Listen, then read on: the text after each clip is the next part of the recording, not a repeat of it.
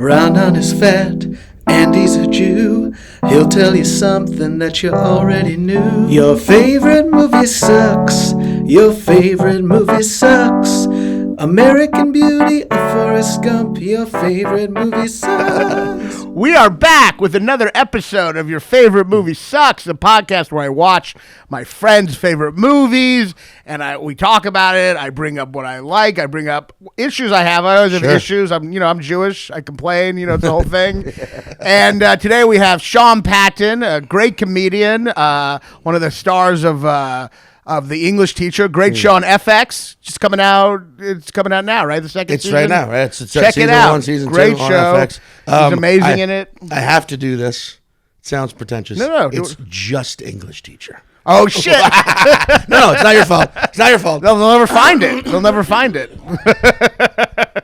I like how you become cyanide kicked You become in. a pretentious actor already. You're like, it's just English teacher. There's no the. I would never do a show called The English Teacher. Oh my God. Who do you think I am? The English Teacher? Because clearly, if I knew anything about English, the would be an unnecessary.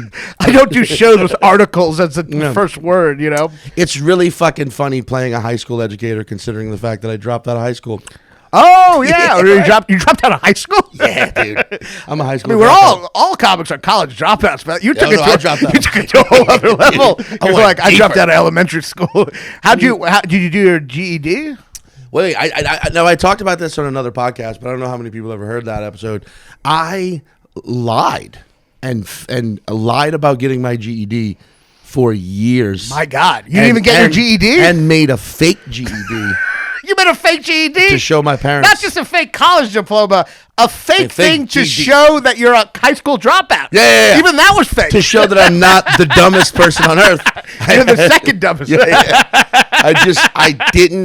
That's wild. Dude, I went to one class, one of the days of GED school. I don't even remember what the fuck that was called, but it was at the local VOTEC in Slidell, Louisiana, And I was like, I just can't do this. And I lied about going for months. That's insane. You were supposed to go for, what was it? It was like a 4-month program, I believe. Anyway, and then I just, at a friend's house with a computer in the late 90s, before you had all these It's crazy because you're getting evidence for something that's already would be like the politician scandal. Yeah. He didn't even graduate high school. Yeah.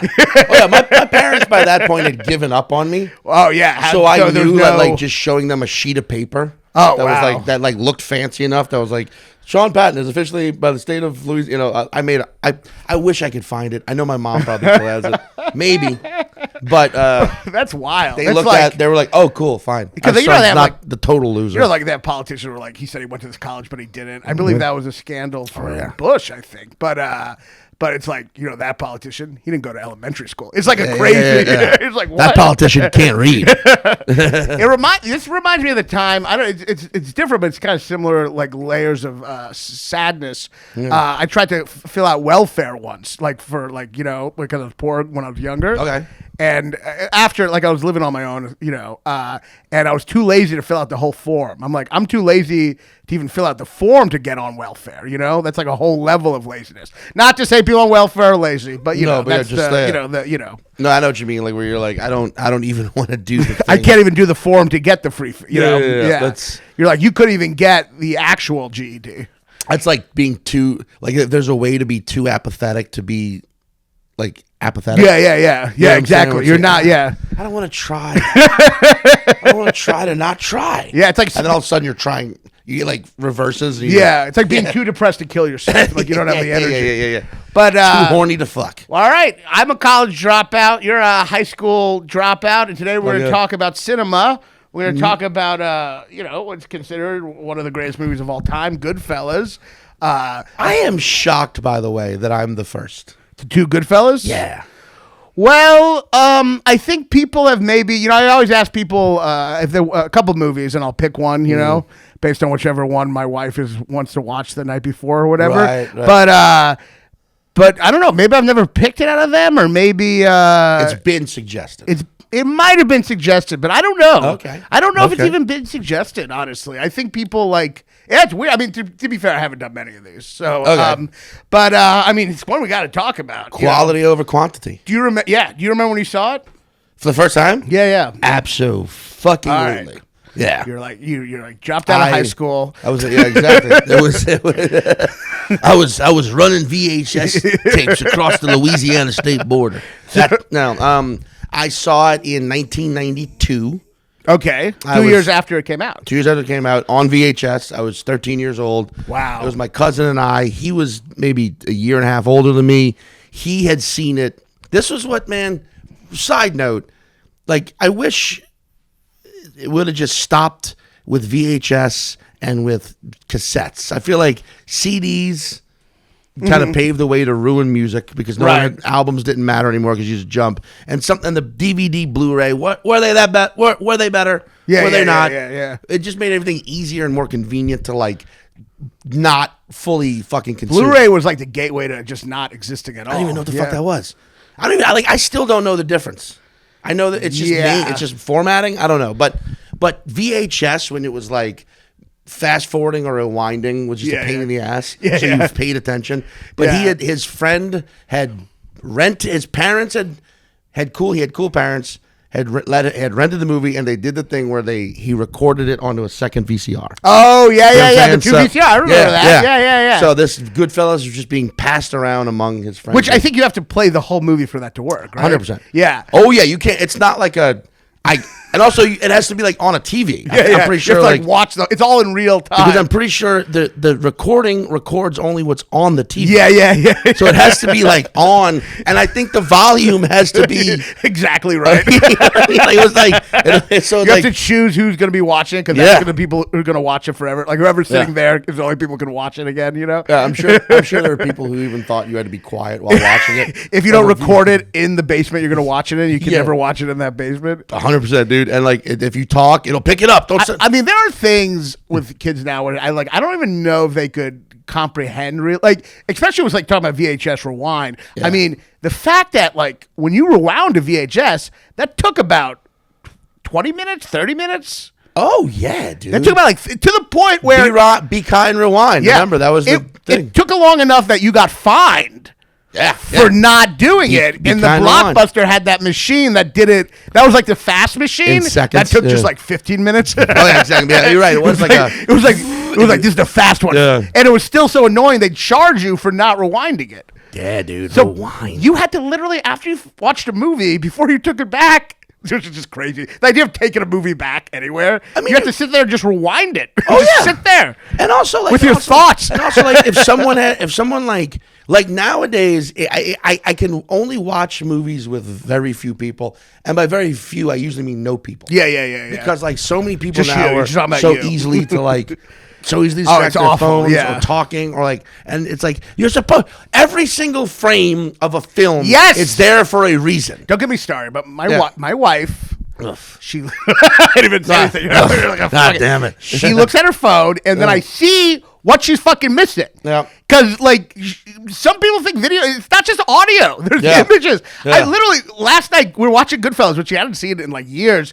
She looked at her phone right away. She missed, based on a true story. She missed that part. She puts her phone down. She's watching the whole thing, thinking it's fucking made up. It's fictional. Dude. I'm like, one moment, you ruin the whole thing. You gotta look. I used to do this. It's visual. I used to do a joke about I wanted to have a podcast where I just recorded my mom and dad and I watching a movie because all you would hear was the movie in the background and then my mom what? Who's that? What? Why is he mad? Did you have a Jewish mother too? I mean, no, I have a Louisiana Cajun mother. Apparently, very similar. Certain people, mothers, they think that they're insecure and they think everyone next to them knows something they don't. Yeah. So my mom will watch something where the opening scene will be you don't know anything going on. A guy will put some kind of thing into someone's coffee without them looking, some kind of spy movie, and she'll be like, why did that happen? It's we all know the exact same shit. We all just saw the first 3 frames of the movie. It's my mom really believes in me. She thinks I wrote, directed, and produced every movie ever made. Who is this character? It's there's been literally a second. Yeah. Kate's a little like that. But that's what I'm saying, dude. That was the first time I saw it. And that was the thing back then, if someone missed something or turned away and was like, wait, what happened? The idea of rewinding That didn't happen. to go back was like, that's a happen. pain in the ass. No one's You gonna didn't do that. Yeah. No, You did not. fucked up. You fucked up. You just stop watching the movie then. Leave. Yeah. Bye. You're out. There was no rewinding. Yeah. But I remember watching Goodfellas for the first time, and it was the movie that like made me understand what movies could be. Yes. Well, 13 years old watching At 13 a movie. too, yes, That's yeah. so formative. You know, Yeah. you're like, oh my God, I didn't know Yeah. the camera could move like that. I didn't know the. Well, even like, and I mean, I know like, I forget what it was, Adaptation, I believe. Yeah. Which is also a great movie where the character Brian Dawkins, Brian Cox. Brian Cox, or he's not Brian Dawkins, the NFL linebacker. No, Brian Cox is playing that like teacher. Robert McKee. Right.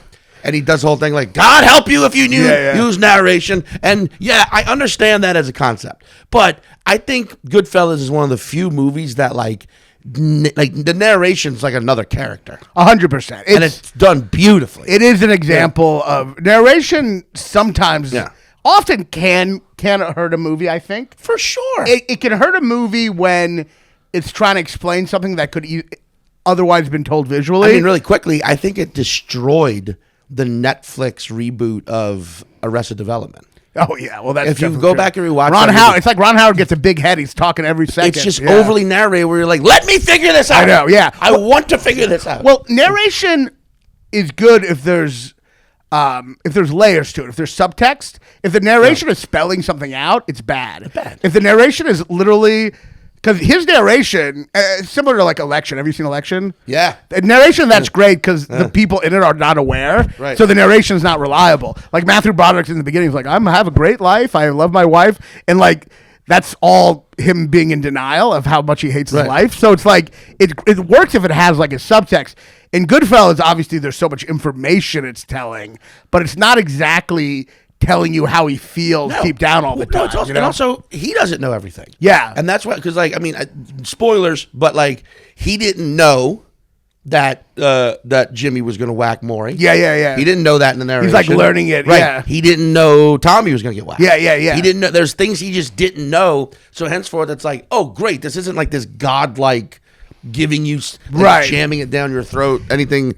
And it doesn't make anything more like thematically transparent because there's stuff going on in his narration that's interesting, which is that he is becoming more and more like detached from the world and more like not caring about violence. Yeah, but you're not hearing the narration would be bad if he was like, yeah, in the beginning the violence shocked me a little, but now I don't care. But that's not what happens. Instead, at the end, you know, he's just like, his just voice gets deader and deader, and you know. Well, I want to know this. I don't know this, is Goodfellas the first movie to introduce dual character narration? That's an interesting question Because it brings Karen in as well. I know. And I think that's great. It's amazing. She's so great. Yeah.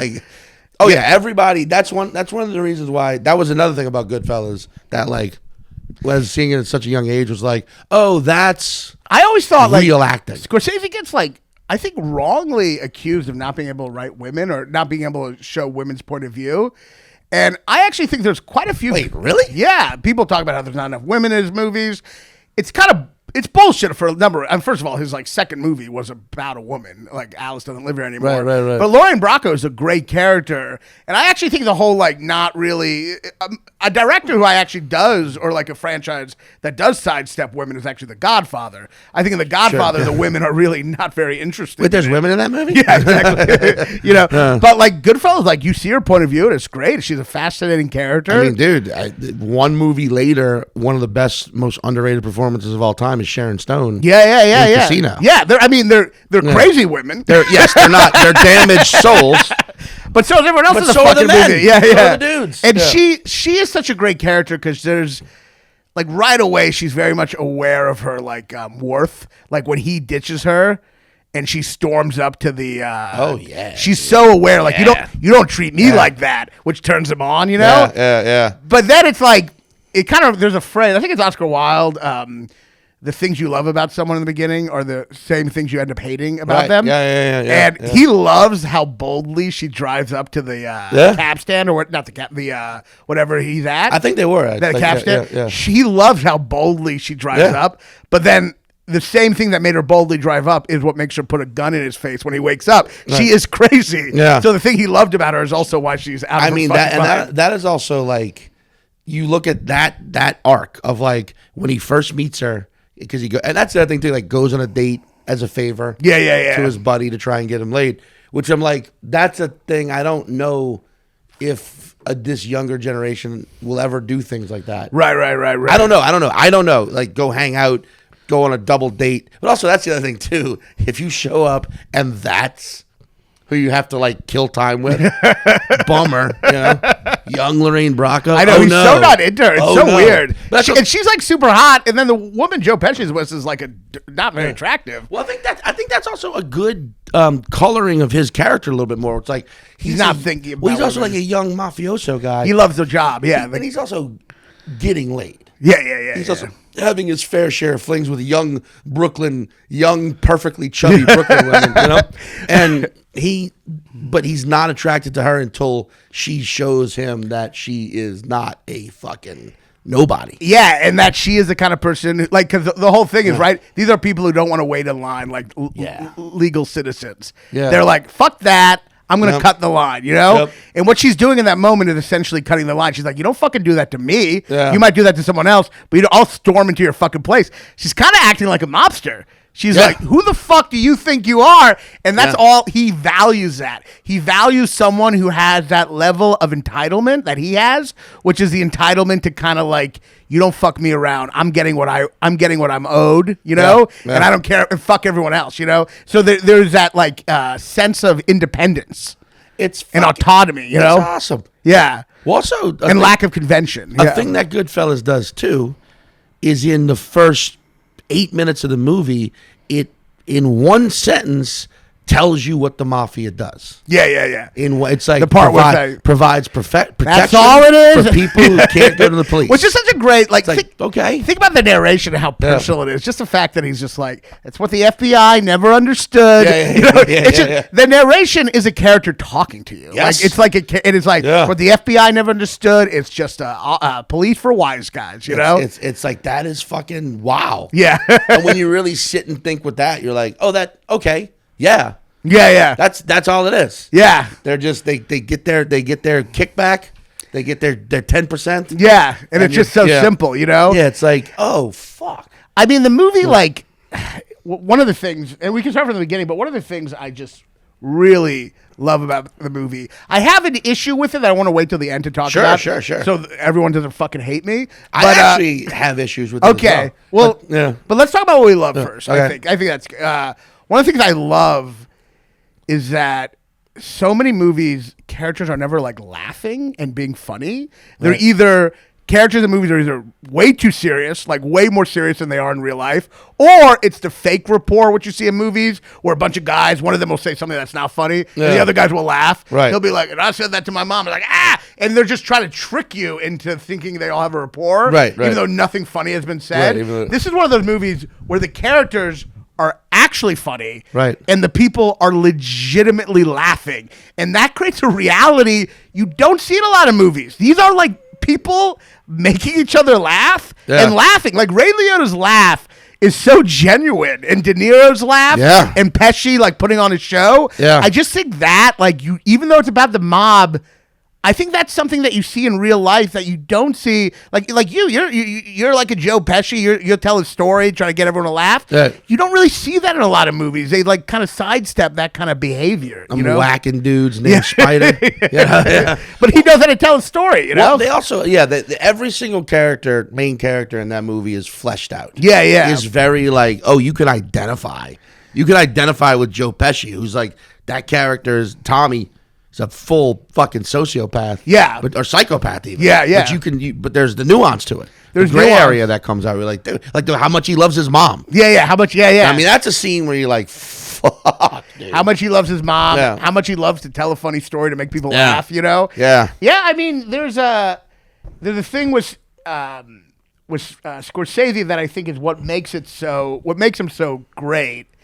I think is that he doesn't moralize. There is a moral point to the movie. Sure. There is a very strong moral point. But what he does is instead of moralizing, which other movies have done in the past about gangsters, what he does is make you feel the thrill of being a gangster. And that actually makes you complicit. He captures the thrill, and then you as an audience member are indulged in the thrill. You're caught in the thrill of it. So you understand why they're into this. He captures the subjective experience of the people in it themselves. It's like if you do a movie about drugs, instead of a PSA is a moralizing thing, Sure. but a movie that shows you how good drugs are, that actually tries to capture that experience, that is a more effective attempt to explain what's going on, you know? I mean, think about the opening fucking scene of the movie. Yeah. Is like, and you know nothing. You know nothing of these characters. You know nothing. They pull over and open the trunk, and there's like, and that's also like, before you get the context of who Billy Batts is and how he ended up like that, you're like, that's a terrifying sight. Terrifying. It's a bloody body and a white Terrifying. shield. What the fuck? And then they stab and shoot him to death. And then it goes right to, ever since I was young, I want to be a gangster. And then into that, like, so it goes right to it's beautiful. And what it does is it shows the murder and then shows you his romanticism that led him down this path. Oh, it's perfect. Right to that. And the red light, it's so expressionistic too. Like the red light of the car, it feels like they're in hell. I mean, that red light is way stronger than a normal red light. It's like red. It like reddens the entire the whole forest. Yeah, which is his. He does that so well. This kind of sensational, like almost. He does in Raging Bull as well. This and Taxi Driver. This kind of showing hell. In this very expressionistic way, and then especially later when they dig up the body, it's like the whole scene is fucking red, and they make it funny. Yeah. That's the beautiful part about that movie too. Is it's funny the whole time. Morbid shit that he makes funny. I mean, it is. You know? It is funny. It is one of the funniest movies. Yeah, and it's characters who actually are funny, and that's that is something you just don't see, and they are, and it makes them feel so real.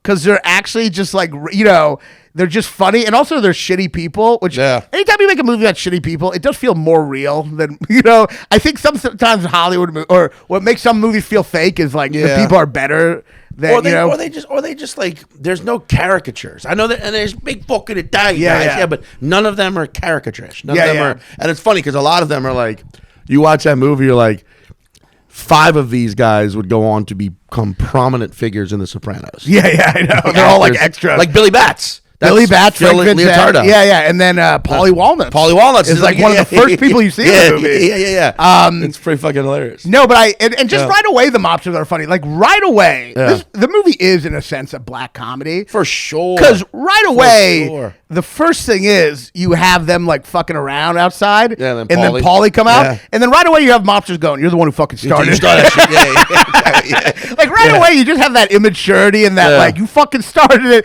It's just so. It's comedy from shit being real, for feeling real, and well, the part when the guy's bleeding and young Henry gives him he's like, the Bud's like, you wasted 8 fucking aprons on this guy. I know. What am I gonna do with you? Well, I realize too that scene plays such a part in the movie because that scene is very connected. This is the scene where the guy gets shot, he runs down the street, you know, and he's actually having this moment of compassion, which is important for the movie because the movie kind of details.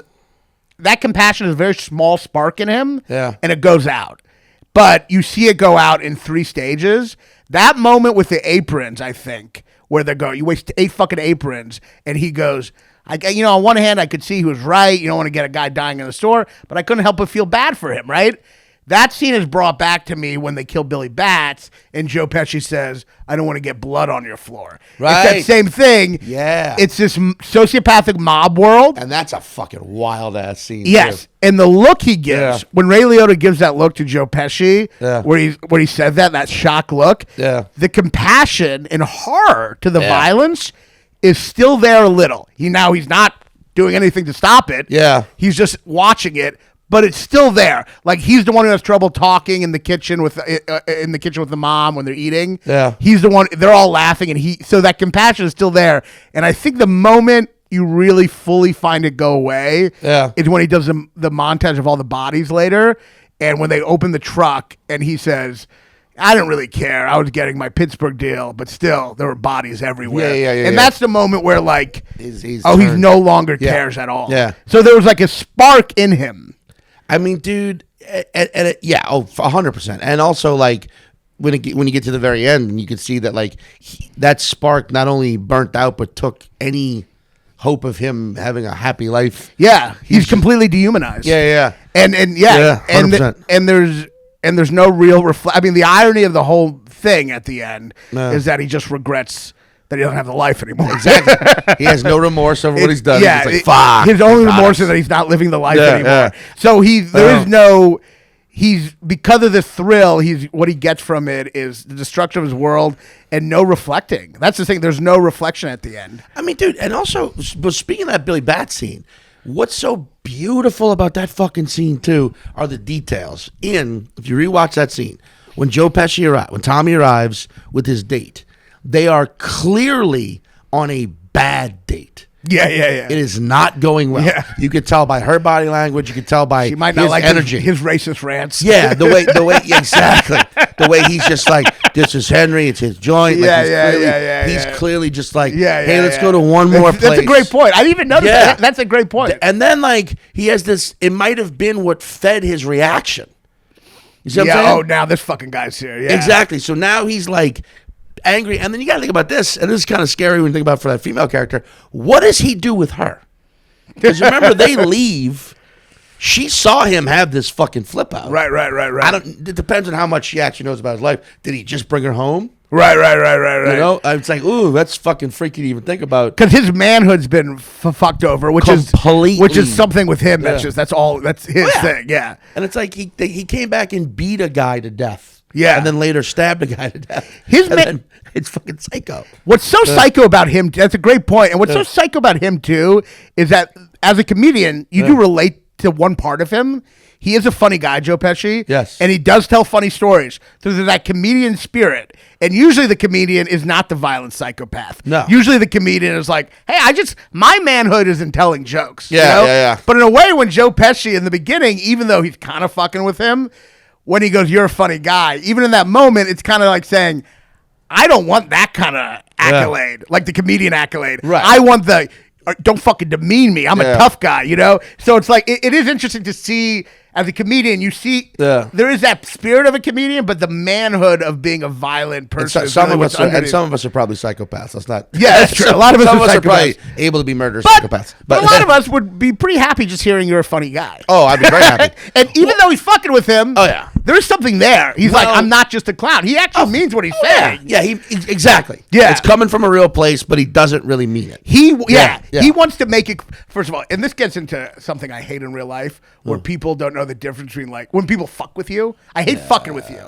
Telling a joke is fine. Fucking with you is like when there's someone in the audience and you ask them if they're married, they go no, but they are. Like, the people don't know the difference between joking and lying, you know? Or people now, because, like, and I mean, you know, every platform has its negative. One of the many of podcasting, I think, is people listen to two friends or multiple friends shit on each other and talk shit and assume that now they're invited. Yeah, exactly. So you got people, you know, fat fuck, I hope you die in the Holocaust. You're like, fuck you. You're like, what? I'm your biggest fan. Exactly. And you're like, exactly. Yeah. You know, they're like, I'm shitting on him. You bust your balls. Like, you don't fucking know me. Yeah. I don't know you. Well, we could do that to each other. Yes. Fucking with people is a power dynamic. Yeah. When you like, if I like the people who kind of, you know, the people who like lie.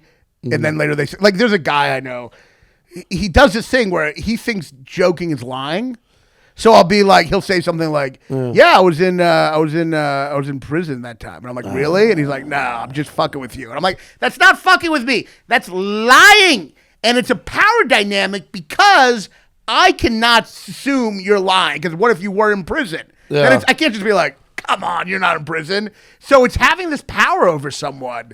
And when Joe Pesci does that to Ray Liotta isn't like he's just terrified of him, but it's having a power over someone as a result of him saying, you're a funny guy. And even though he's fucking with him, he's still saying, remember, I am way more than just a funny guy. Yeah. I mean, it's like you can, that scene, I would say, objectively speaking, is the best scene in the movie. It is an incredible It's scene. one of the most, like, just the way it's shot, the way it's acted out. Apparently, it was they improvised that in a rehearsal, and Scorsese was like, "Keep it in." And it was Joe Pesci, something that happened to Joe Pesci. A mobster did that to Joe Pesci. Oh, okay. See, I didn't know that. So Joe great. Pesci told Scorsese the story. Yeah. And then what Scorsese does, they improvise and then he types it up, his best parts, but then they memorize that. You know what I mean? Course, yeah. There's no like improvising. Right. Yeah. But such a great scene. But what I also love is if you remove that scene from the movie entirely, there are still so many great scenes. And every main character gets their one. Like for me, Ray Liotta's is when he's walking across the street to fucking bash the guy's head in. Amazing. One shot, yeah. One shot. But it's so fucking amazing because you see Ray Liotta walking over and the camera's on him and he's just very sort of stoic but calm, and then it reverses and you see him just pistol whip this guy. And then when Ray Liotta turns back around, you see his full rage. Yeah. Henry is in full rage mode that he's now got to quiet because he's walking back to Karen. And I'm like, oh, that's such a fucking And then the dope slow scene. motion of the gun in the hand. Yeah. And her admitting it turned her on. I love that fucking part. Great scene. I love that part. It's a great scene. The scene, though, with Joe Pesci, and they've talked about it, Shoemaker, the editor, has talked about this, is that Scorsese, this is the genius of Scorsese, is when it's back and forth between Pesci and Liotta, those two shots. Yeah. They're medium shots that show the other people at the table. Right. And some people might have directed that to have them be close-ups, tight close-ups, so you don't recognize. But it's the people around them that builds the suspense. Because now it's a humiliating scenario. And then people paying attention. People paying attention, and you're worried. No. And you're seeing people afraid that something... It's like this social awkwardness, while a tight close-up might have actually made you forget about that. And not have been as effective. No. And that's the genius of Scorsese. It's not like a elaborate shot. It's just two shots. Yeah. Still shots. I mean, but the medium is what does it. Right. The medium shots. Exactly. Like the fact that the room is part of it. Yeah. The space is part of and that's the thing too. Like that's something you notice earlier on. Is like there's people in that restaurant paying attention. Yeah. And you're like, it's such a big part of it. You're like, yeah, that would be a thing. If there's a table full of fucking mobsters. Yeah. And like shit's getting wild over there, people are going to look. I just love that story because it just shows you how much the choices you make directing affect your psychological, emotional reaction to it. I really believe if it would have just been a tight close-up and you could still see maybe you didn't see the other people's faces, I don't think the audience would be that uncomfortable. It just It just wouldn't. It would feel too like a movie. Yes. It just feels like you're in there with and them, you're seeing the faces of everyone around them and being like, I hope this is a joke. And so that's the kind of people talk so much about Scorsese's genius with the flashy stuff, the one shot, Sure. But that moment, which isn't flashy, but it's just a very aware moment of what to show. It's just to me the brilliance of his filmmaking. Well, he also does that with De Niro in that where when De Niro makes the decision to whack Maury, it's that slow push in with the cream song. Yeah. But then also my favorite scene with Jimmy with De Niro is when they're at the Christmas party after the Lufthansa heist and people are coming in with their new shit. Yeah. And he's like, "The fuck is the matter with you?" Yeah. I love specifically the first one when they show him roast the beef, car. Johnny roast beef. Yeah, dude, that is one of my favorite. That might be one of my favorite De Niro goes on moments. for so long. But that's what's beautiful. Yeah. Is that it's not a quick, flashy cut. It's no, we're going to sit in this awkwardness together. Yes. He's doing this right now at this party in front of the entire fucking Bonanno crime family. Yes. And or Lucchese. I'm sorry. I don't know which one they and actually were. It's also it's not, this isn't The Godfather where everyone has an amazing line. He captures people just kind of repeating the same shit over and over again. What the fuck's the matter with you? I'm sorry. What the fuck's the matter with you? It's just that over and over again. What's the matter which with is you? the repetition of real life where you're just saying the same shit over and over again. There's no wittiness. It's just they are witty at times, but in that moment, it's what the fuck? I don't know. What the fuck? I don't know. It's also this simultaneous, in that moment, think about that scene.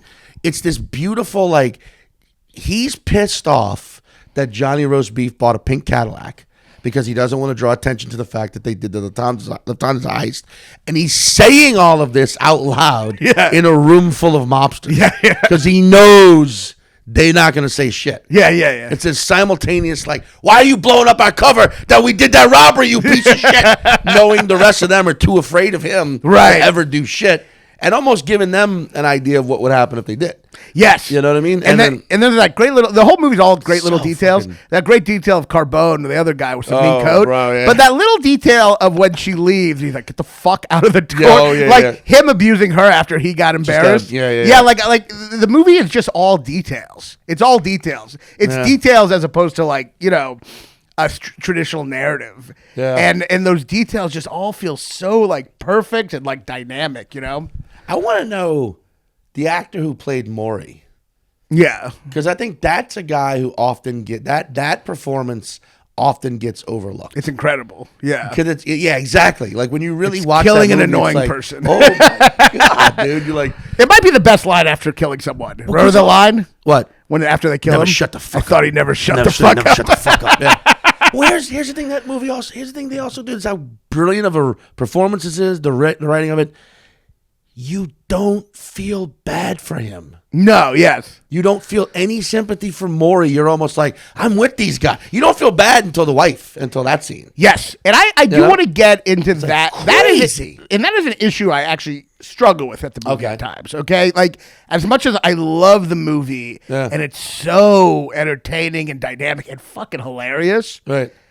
I'm never, and I don't know this is necessarily a critique. Okay. It's something I've struggled with. I'm never disturbed outside of an intellectual way. Yeah. And the reason I think I'm not disturbed is because you don't really, he doesn't really make you feel for the characters who get whacked. So even with, and then obviously he films in a way where it's like the characters themselves don't care. Yeah. But I actually think it's also like because the characters are all kind of empty, like there is a thing where like I guess was Carbone in the meat truck, right? Yeah. It's disturbing, but I guess I wonder if Carbone, if they gave a little more of him, Would you have been like upset or? yeah, like if he was more, there's nothing to be upset by the violence. Right. It's like, and I think that's the point. Like it's almost like they're so high on the thrill, they're not even, they kind of ignore, like they're Right. ignoring the violence. Right. And you as an audience are kind of like the violence. But the problem with that is that I think when people watch the movie, I think the thrill part works. Oh, for sure. People are so, Yeah, but does the disturbingness from the violence leaving kind of an empty feeling in you? That never really kind of happens in a way, you know? Yeah, I mean that's an interesting because that movie always the only character that gets whacked in that movie that you sort of go is Spider. Yes. Another to be famous Sopranos Yes. actor. Yeah. Yes, But- he's the only one where you're like, actually, that's a little disturbing. Yeah. But however, the reaction of everyone else nullifies it almost immediately. Yeah. Of him being like, "I'm a good shot." What? And I get that. Yeah, like and you're like, I get that the movie's Yeah. trying to just so focused on you having this Experience. that you're like, all right, some people get murdered, but come on, Yeah. let's go back to the experience. But I do wonder if by the end, maybe this is why people love it so much, is because it doesn't actually make you confront the more painful part by the end. What you it's always done to me is made me think more about the characters committing the murder. For example, Yeah. when they whack Maury, it's an ice pack. It's an ice pick to the back of the head. Yeah. First of all, both Carbone and Jimmy just sit in the car, both knowing it's about to happen. Yeah. Which is like, fuck. It's Did they talk? And that's the other thing. Did they talk about it when it was like, hey, we're gonna whack Maury? What was it like? Well, should we shoot him? No, I got a nice pick. I'll just pick him in the back of It the also head. sounds like they might not have been planning to do it, but then he came back one last time, and they were like, "Let's do it," you know? Yeah, but also it's one of those things where it's like, do they have the discussion at all? Even Like about what that? weapon? Yeah. Well, how are we going to do it? Where Yeah. are we going? Because the way they were just like, get in the car, do it, and then call me when it's done. Go chop him up. It's also so sad that he's like, "I'm going to pick up Danish for Belle." Oh, yeah, that's probably the one part. It's so That's sad like, where you're down, like the Yeah. man just wants to pick up Danish for his wife. for his wife. And he also wants his cut, Jimmy. Give him his fucking cut. Though I will say, Yeah. and once again, and this is where like the comedy is so effective. Yeah. That scene in the car after they kill him might be the funniest part of the movie, Oh, in my opinion. In my opinion, it's like- that might be the funniest part of the movie. What do you mean you got to let it warm up? You fucking... Well, first, it like builds. He's like, "Come on, let's." First, he's like, "All right, let's chop him up," and then he goes, "Where you going?" Yeah. Not here, fucking at Charlie's. What the fuck? And then he's like warming up. He's like, I got a better chance letting him drive. Dude, yeah, that is true. And then the crescendo of let's go. And he's like warming up. He's just like, what the fuck? Let's get the fuck out of here. I mean, it's also like we got a dead body in the fucking passenger seat. That might be the funniest moment. Yeah, that is actually funny. Like what? Like Joe Pesci's anger. Oh, Joe Pesci's so fucking funny. Which isn't like the anger of like someone scared about getting arrested, just like annoying anger of like his that one moment where he's like, "Get the that's what it is." He's like, "Get the fuck out of here." He has no concern that there's a dead body, that there's cops. Yeah, he's just like, "Get the fucking." I mean, it's also equally as funny when they whack Samuel L. Jackson. That's really great too. And he's like, make the coffee to go. What are you doing? It's a fucking joke. It's a fucking joke. He's just like, I mean, yeah, there's the funny parts of this movie because I do want to get. I don't want to focus on the fact that I think the movie almost like doesn't challenge, like kind of is a little easy by the end in a way, right? Or it's not like maybe there's some uncomfortability it never really makes you feel, except on an intellectual level. Right. But I mean, it is the funniest movie of all time. Like the funniest movie. I mean, from the part with the Nat King Cole where he's like, "What talent?" Or not, or he's like Sammy Davis Jr. He's like, just say he's talented. Let's just leave it at that. You got to watch what people say. And then when he's like, maybe you should let it go, even though he's the one who clearly couldn't let it go. All right, let's like, dude, it's like fuck. It's like the heckler's like, just move on, you know? Yeah. Or I mean, the part. I mean, it's literally like a joke you could write for a show when he goes.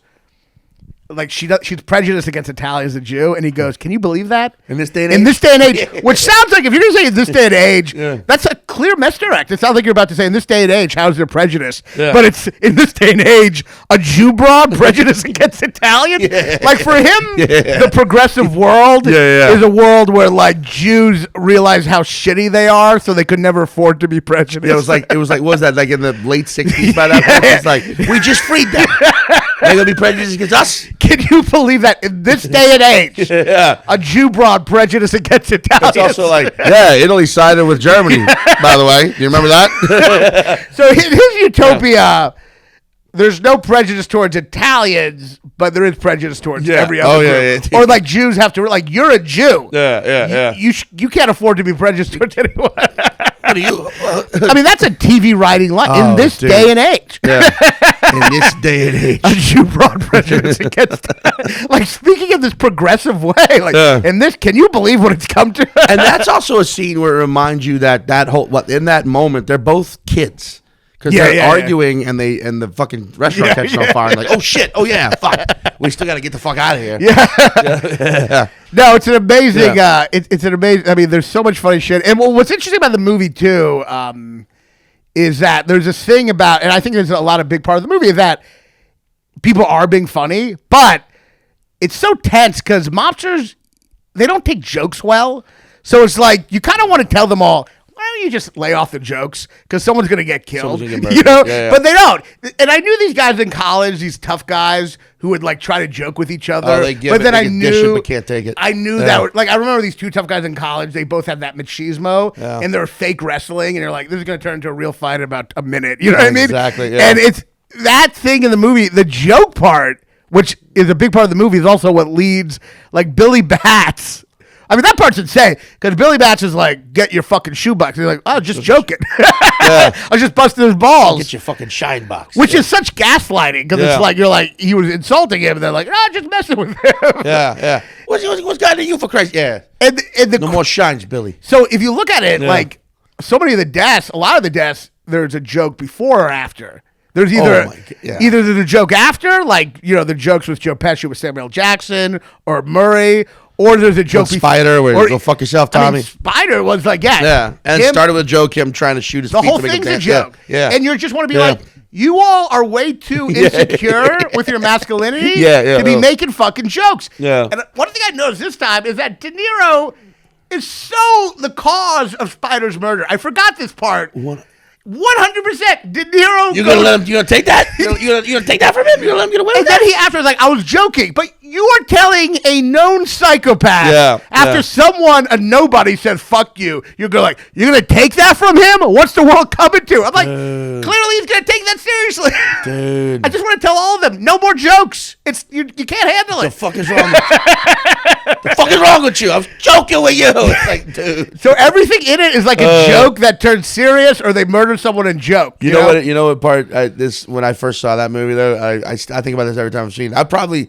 I don't even know how many times I've seen Goodfellas. Yeah, but I could from start to finish do a one man reenactment of the entire thing. I know. But the scene when he's seeing Paulie for the last time before he flips, and Paulie gives him the wad of cash. Oh yeah, and he walks away. He's like $3,200 for a lifetime. I remember as a kid being like, "Wow, that's a lot of money." $3,200. You know what's really sad? Oh my god! I had that thought last night.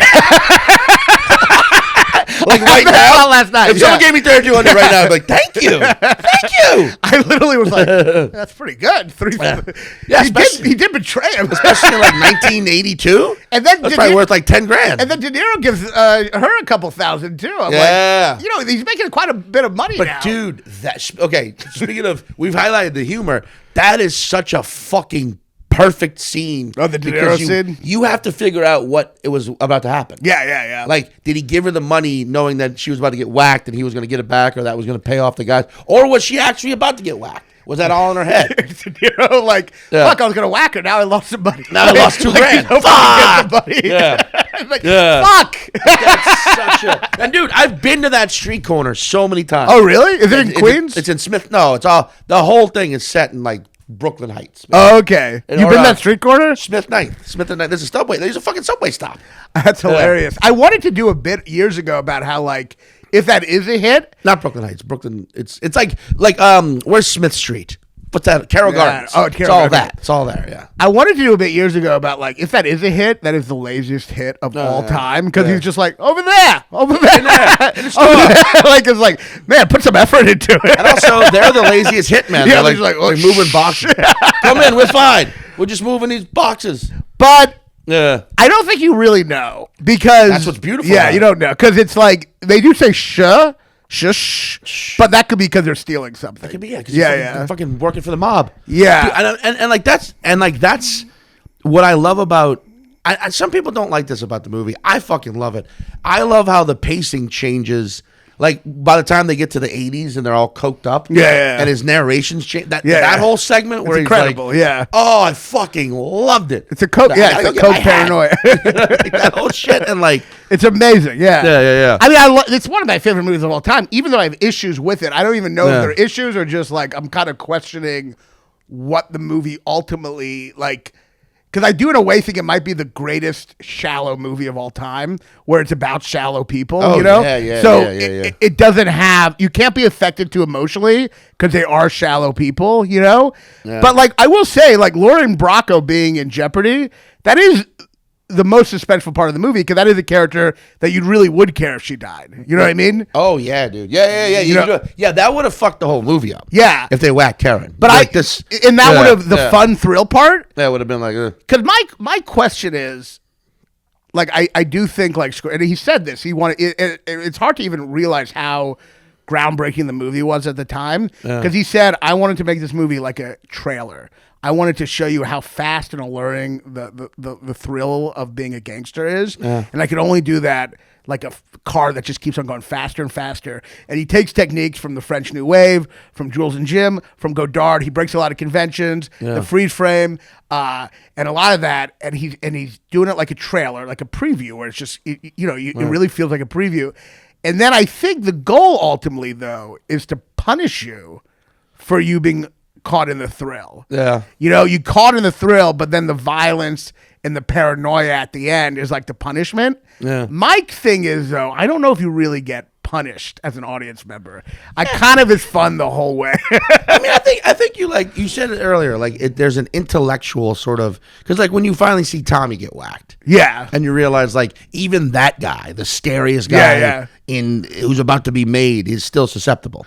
But there's still order that will kick in and be like, yes, sorry, bro, you know. But even that, like, it's like when De Niro's crying, it is like you're like, oh, this is sad, but it's a little intellectual. It's weird. I will say this: Casino is obviously a flawed movie, but I actually think Casino gives you a sense of the punishment way more. Joe Pesci's death in Casino is brutal. It affects you more than any death in Goodfellas. It's truthfully, in my opinion, one of the worst deaths in TV because you have agree. to watch them beat his brother to death. It is the most brutal. And it's but like, fuck. That is a punishment. Sure. Like, that is like, you are like, that is the kind of like, oh, there is like, it's not just all fun and games. And I think Goodfellas, because it's so funny. Yeah. Almost, because it's so funny. Yeah, Casino's not nearly as funny as Goodfellas. It's not nearly as funny. Yeah. Casino's very serious in a way. Goodfellas is so funny. It works effectively as a comedy, but the emptiness you might supposed to feel at the end, you feel it intellectually. You're like, well, it's ironic that now he's like, he has no reflection and he's just regretting. It works as a comedy. It really works as a comedy. I mean, it's like if you're gonna compare, like, I almost feel like if you're gonna compare Goodfellas and Casino, which is a proper comparison, they're back to back. I don't think he did anything between those, or maybe he did like Cape Fear or something. But it was like But it was like those are back-to-back movies. They're very similar. They both do the dual narration. They both have De Niro and Pesci. They're both obviously mafia. And then it's Billy Bats. It's Frank Vincent getting his revenge, right? For Goodfellas and Raging Bull, where right. he gets beat up in Raging Bull. Yeah, he's the one who kills Pesci. He is the one who kills Pesci. Yeah, and then like he's also like, holy fuck, you never fucking think about that. Yeah. They're not, but it's like revenge because they're in cahoots the whole movie too of Casino. Yeah. And Joe Pesci beats the shit out of him in Raging Bull. Yeah, and beats him to death in Goodfellas. And then Frank Vincent gives him the most violent. Brutal. But the thing is, I almost feel like Goodfellas was this, like, if they were both albums of a musician, Goodfellas was like, this raw, just beautiful, artistic, like, bam, there it fucking is. And it captured everybody's imagination. Yeah. And people like, this is the greatest thing I've ever seen. And then it's almost like Casino was, they took that same spirit and fine-tuned it. But maybe, in my opinion, just a tad bit too much to where you go, this is definitely great, and it picks up stylistically where this movie left off and takes it a little bit further, but it just doesn't do this. Like, it's almost like if Scorsese's Outcast, Goodfellas is Aquemini, and Casino Stankonia. I don't know what any of that means, but Stankonia was a more produced, and probably had more hits. But I think good, But in a way, I agree. But in a way, I think. Well, the thing about Casino is, you feel very empty at the end. But that's also like the thrill part of it. The thrill part is also like old. Like it's not as you are emotionally broke, like you would be physically or financially broke. In the casino world. Yes, but you're not emotionally broke. Like, I think Casino actually haunts you. It's not as great a movie as Goodfellas, but I think I feel myself very haunted by Casino. Oh, dude, Casino. There's an ugliness. So much darker. Yeah. So much darker, yeah. But I guess I would say that, like, when he pops a guy's eyeball out of his skull. If Scorsese's intention is to subjectively make you experience the thrill of being a gangster in Goodfellas, but then have it lead to the emptiness, I'd say it's only effective if you combine those two into one movie. Like, Goodfellas is the thrill part, and the Casino is the emptiness you get after it. I also sort of, But to your point, what I love about Goodfellas, and this is just me, is I agree with you pretty much across the board there, where it's like, it's a thrill ride. There's no, like, emptiness. There's no, like, suffering. But I also know I never left that movie, even at 13, being like, now I want to be a gangster. Well, for sure. Yeah. Like, so I think, like, the intelligence. And you're a high school dropout. Exactly. Fucking, I could have done anything at that point. Well, yeah, no. I'm not saying, I'm sorry. It doesn't romanticize it. Oh, 100%. Right. In fact, I'd say it's the ultimate. Yeah. It's the ultimate unromantic view of. Oh, I 100% agree with that. It's so not romantic. Yeah. That I think you're kind of deprived of a catharsis of any kind. Interesting. Okay. Like, because it's so not romantic that the characters are so shallow. Right. That a feeling of like you're not I don't know how to explain. You're not affected emotionally by let me speak for me personally. Okay. Obviously there's suffering in the movie. Obviously there's a lot of horrible shit that happens. I am not the thrill part. Right. excites me emotionally more than the violence upsets me. Right. Okay. All the way to the end. So by the end, I'm still thinking about the thrill of it all. Right. The violence isn't leaving me with an empty feeling. And that might be the point, that it's just like the thrill is so captivating, you kind of ignore the emotional effect of the violence. But there is something Like where maybe he's putting you in their headspace. Yeah, yeah. You know what I mean? Like, yes, I think he is. Yeah. And I think he's putting you in their headspace. Yeah. And I think Ray Liotta doesn't care at the end. And so you aren't affected. But he's putting you in the headspace of shallow people. And so the movie ends up being a great comedy. Yeah. But it ultimately is this shallow thing at the end because it's subjectively capturing the experience of shallow people, especially people who don't really have much of souls. I mean, Ray Liotta has like a little, but it never, I wonder if that little soul part is kind of ignored to the point where like it doesn't have an effect as much by the end. And also really quickly, I mean, but like it does such an interesting thing for its main cast because I believe like it kind of launched Lauren Bracco. Yeah. Right? It kind of solidified De Niro as this like just stalwart, you know what I'm saying? Yeah. Like I think it leveled Joe Pesci up. Yeah. I think people went from being like, "Oh, that guy's a great actor," to being like, "Oh no, he's actually really legit one of the greatest." Yeah, it like leveled him up, yeah. and it did something interesting to Ray Liotta, which was I don't know if anyone could see him in any other role ever. Right. Yeah. You know what I mean? Like R.I.P. He was a great actor, but like he was so fucking great as Henry Hill. He is great. So perfect as Henry Hill across the board that like it's like he gives charm to that character. Right. That actually makes you like him. Yeah. Which on the page you might not There's like nothing that to guy. like. Yeah, Because there is shit in that movie where I'm like, oh, Ray Liotta definitely makes you like charm you to the point. Like, I mean, the part where he puts the gun in Lauren Bracco's face is like, how did that feel? How did that fucking feel? After he just hit her? Yeah. Or the part, which is kind of hilarious, but so fucked up, when he's like, I got the coke from her. She would make it for me. All I had to ever do was tell her I love her. Yeah. But Ray Liotta gives it a charm where you like Gives it the a charm. guy. Yeah. Like that scene specifically where she's mixing the coke. She's like, "You're just gonna fuck me and leave?" He's like, "No, what?" Is that the last one? He laughs and runs off. Like, that is such a That's my favorite part, or one of my favorite parts. When he laughs, Yeah. Oh yeah. it is so funny. Yeah. Well, you know what it is too? It's like he is like a funny guy. Like He also doesn't try to look cool while laughing. Yeah. He allows himself to like he lets go. Yeah. But like, dude, like that's what I'm saying. Like Ray Liotta's a great actor, but he I don't think he ever did a movie again. Like everyone else had done, like Lorraine Bracco did The Sopranos. Yeah. You know, Joe Pesci did My Cousin Vinny, but he's done. Yeah. But he's done other movies that. Yeah, of course. Yeah. De Niro, obviously. Ray Liotta never really. Ray Liotta was always kind of like, I think just like it didn't matter what he did at that point because you saw him in a movie, you're like, oh, I know who that is. Well, I think what hurt too is that like the same way, because Gandolfini wasn't so well known, And then we'd so attach him in Sopranos, even though he is a great actor, did other stuff. Fantastic actor. Ray Liotta wasn't very well known, Right. So like with the other actors, you're like, oh, I know these actors are going into this role. Right. When you have someone who you don't really know from anything else, you really attach him. I mean, he was in some movies, it was great, but you really attach him to that. No, he's amazing, and he's like kind of like dead inside narration. It's like, you know, his lack of like emotionalism.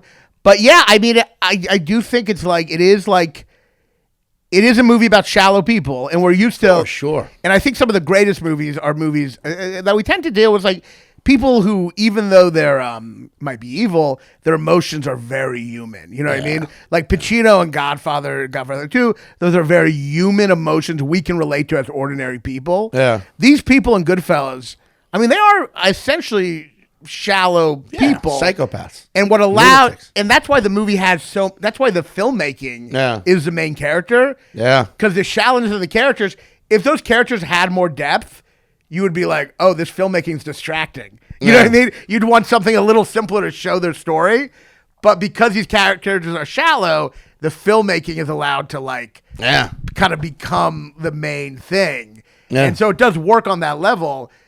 But like at the end, I do think like if what I consider like the movies I love to be some kind of like something about delving into characters, there's not much to delve into, I guess. I mean, it's also there's so much like you also see but also what he does so well in that movie too is like he never lets up or lets you have the feeling that the mafia is this like family that makes mistakes like all families. Like there's little moments where like she's talking about how there's never any outsiders on vacations or whatever, but like he constantly is showing you like they're locusts. Yeah, essentially. Like they'll like the part when he fucking takes over the joint because they break down how that works. You know what I mean? Like, bust the joint out. You know? And you're like, he never lets up on being like, hey, the mafia. Oh yeah. It's not cool. Yeah, this is chill. This is not Godfather, where Godfather is essentially it's Shakespearean, but you also like you can associate your own feelings into the Godfather. Right. You might not kill your brother, but maybe you have issues with your brother. You know what I mean? And also, this is what's great about Goodfellas too. So Godfather, for example, shows you the Crystal Palace. Shows you like, hey, look, they're living out on a fucking resort basically in Tahoe. And shows you like the king's life. You know, the top. Whereas Goodfellas never goes that high. No. It stays in like the working man's mafia. It's non-romantic, the blue collar mafia, and it's not even. It's not even. People don't talk about this. Yeah. It's not even really. It's kind of the outskirts of the mob. If you think of the mob as made men, that's something. Like if you watch Sopranos, everyone's made in that. Yeah. But in this, we're like, oh, none of these people are made. These people are like. Yeah. Well, I love that breakdown too. He's like, Jimmy and I could never be made because we had Irish blood, and you're like, oh yeah, fuck, that's that. It's that. Yeah, you know. But I guess Goodfellas is not a tragedy because the characters don't have qualities that can like. There's nothing that much lost on them. Like Godfather is a tragedy because Al Pacino actually has good qualities and leadership abilities that get destroyed. You know, he makes the wrong choices. You take Al Pacino, you take Michael Corleone, and put him at a time where there's not a fucking mafia war. Yeah. Where the Corleone family's stable, where his dad doesn't get an attempt on his life. And he might have been a senator. Yeah. He might So The Godfather's a tragedy. And with tragedy, there's catharsis. Right. Goodfellas is a comedy. These aren't tragic figures. These are comic, like villainous, like shallow people. So there's as much as I love the movie, I think for me, some of my favorite movies are where there's an emotional connection at the end. And I don't have that in this. So there's something that keeps it from being like one of my all-time favorite movies just because I don't have but it is one of my all-time favorite comedies. Okay. So I guess that's what I like. I love it as a comedy the same way I love maybe Dr. Strangelove, where it's like. Sure. Yeah. That movie is another movie where it's like it's scary intellectually, but it's also just a fun, hilarious movie, you know. And Peter Sellers at a fucking 10. And these characters are. I mean, even though they're detailed, they're shallow. This is a movie about. I'm going to keep on repeating it about shallow people. Yeah, who don't have much spiritual depth, the way like Al Pacino does in Godfather, you know. And it is definitely a. Yes, I could definitely put it more in like the dark comedy category than anything else. Yeah, but I also, for me, it's like it's one of the it will always be the movie that made me understand movies. Yes, in a way I'd never done. I had never before. It was like I was changed. How movies can. I was changed after seeing Goodfellas. Even though, and I can even say at 13, there were parts of it that kind of flew over my head. Yeah. Moments that kind of like I just didn't comprehend yet. That I would catch on. That was I guess that was also part of the greatest thing. Every time I would rewatch it, there would be more. Right. I'd be like, oh, fuck. And my brain had developed a little bit more every time. And by the time I'd see it again, I'd be like, oh, I understand that more now. Oh, I get why that's so fucked up. Holy shit, they did say that. And like. But yeah, for sure. But it was less about a moral journey for me, more about an artistic one. Yes. So that's all, you know what I mean? Well, it's the filmmaker as a star. It's the filmmaker. It's Scorsese as a star. I mean, it is a filmmaker's movie. It's 100,000%. You know what I mean? It's yes, and that's why it taught you about filmmaking. I think because it made the camera so aware of itself. You know what I mean? So it's like it is and it works as a filmmaker's medium because the characters are so shallow. You don't feel like it's taking anything away from the story. If you would have done that kind of directing for a movie with characters that have like emotional depth, it would have been distracting. But I guess my question is, as we wrap this up, question is, and I just wonder about this: is there a way there could have been an emotional connection at the end that the movie could have had that could have made it even better? I know it's crazy to imagine Goodfellas being better, or is this just the movie it is, and there's no way to do it because it went out of its way to capture shallow people. No, I think it needed to be what it is because Yeah. because you throw an emotional connection there, it almost feels like cheating, Right. Or it feel forced, or it might ruin the movie, Right. You know, whereas I think you're right. It's about shallow, broken psychopaths So the violence doesn't emotionally like. Have you ever seen Donnie Brasco? for sure. Donnie Brasco's a great movie. It's not nearly as great as Goodfellas. No, but it's like you're attached to Lefty, but you're attached. You're sad when Lefty knows he's going to get whacked, and when you're attached, and when Donnie, and one of the most disturbing, when Bruno Kirby gets shot in the basement, that is one of the most upsetting moments. None of that's in Goodfellas. They never have an act of violence in Goodfellas that upsets you as much as Bruno Kirby getting shot in that scene. Yeah. And I wonder if, and this is just a question, I wonder if someone like Carbone, if he was painted a little more humanistically, the one in the freezer, if he was painted as a little more human depth, would that moment be more effective? Well, actually, here's what's interesting. Now you're saying that, I guess, like, I thought, because I can still say when they whack Tommy, I'm a little like, like I almost feel. Do you? Okay. I'm speaking from my own personal experience. Because I'm saying, like, they do such a good job with that character, specifically, like, showing you his relationship with his mother. Yeah. Showing you that human side of him. And then the last person in his life he sees before he goes and gets whacked is his mom. Yeah. You know? And he's like, don't paint. And the last thing he says to his mom is, no, don't paint any more religious pictures, please. Yeah. That's the last thing he says to his mother. Yeah. Before he goes and gets in the car. So it's like, I love you. Don't paint any more religious pictures, please. So it's like, for me, it's like that. I think that might have been the most emotional moment. And it's why they really let the De Niro reaction cry. sit. Yeah. Yeah. I mean, you're like, because it's like, I guess, yeah. You don't realize it, but you've kind of come to love this fucking psychopath. Yeah, but I guess I don't love him in a way where personally I'm sad that he gets whacked. I mean, I guess it's sad, but more just like fuck. I guess De Niro and Pesci are such psychopaths in that movie that, like, in Casino it works because maybe in Casino, well, maybe Joe Pesci is actually, even though he's awful in Casino, maybe he's a little more real in a way. But also in Casino, the violence is so much. It actually gets the compassion out of you, which I think is a very Catholic thing. Through violence, there can be this kind of universal love of, like, redemptive love. So the violence of Joe Pesci makes you find humanity in Joe Pesci in Casino. I guess I'm getting whacked kind of nicely there, you know? It kind of goes like, it doesn't pierce me. He gets it also, like, it doesn't pierce me. Yeah, I think that's what they were trying to do too. When they show him.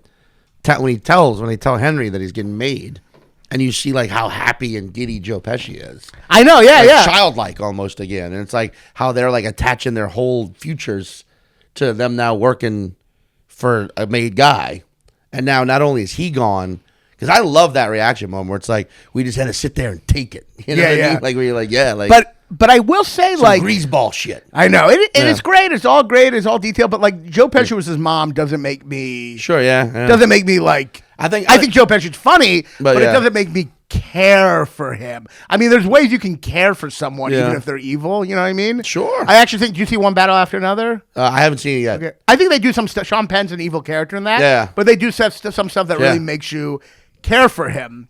I don't think I think the characters are fairly, or I don't know, or maybe the movie, it doesn't, it's a movie that I love that has never really affected me too emotionally. Okay, yeah, of course. Where I think the thrill part is more effective than the dark part. And maybe Casino he kind of figured out how to get that there. Yeah. But it's interesting to me because even though Goodfellas is one of my favorite movies, Donnie Brasco. The